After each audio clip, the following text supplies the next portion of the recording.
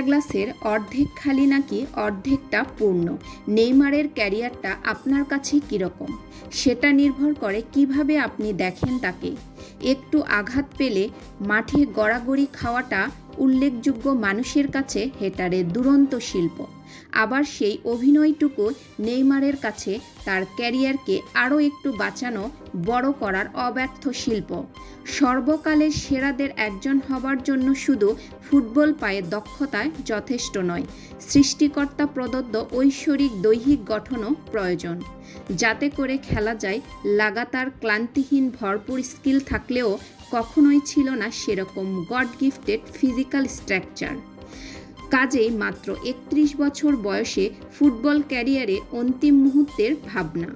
European ফুটবলের সোনালি আলো থেকে স্বেচ্ছায় নির্বাসন। বয়স্ক অনেকের মতো টাকার পেছনে ছুটতে বাধ্য সৌদি প্রলিগে।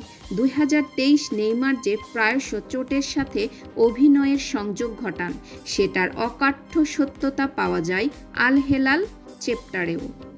নতুন করে পাওয়া ইনজুরিতে গেল এক বছরে ফুটবলের সবুজ ভুগছে নেইমার শূন্য মধ্য দুপুরের বিষণ্ণতায়। গেল ৩০১ টানা দিন খুব বেশি হতাশা নেইমারকে গ্রাস করেছে। এতটা হীনমন্যতায় ভোগেননি নাকি আগে কখনো।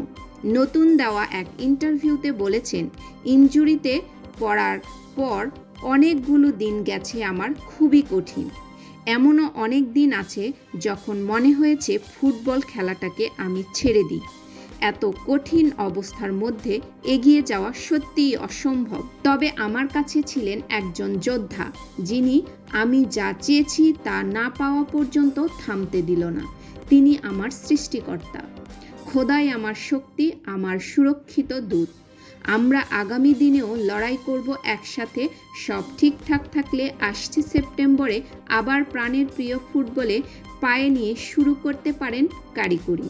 তবে নেইমার তো চোটের সাথে তার যে দীর্ঘ সাদা কালো সংসার ট্র্যাক রেকর্ড, তাতে এমন একটা বোধ আসে যে হয়তো মাঠে না নামা অবধি কোনো কিছুই চূড়ান্ত নয়।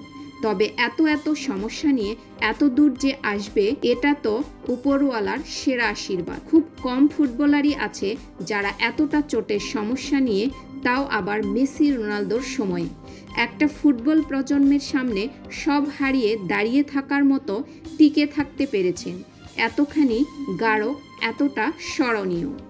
Tania Parvin, BD sports family 24।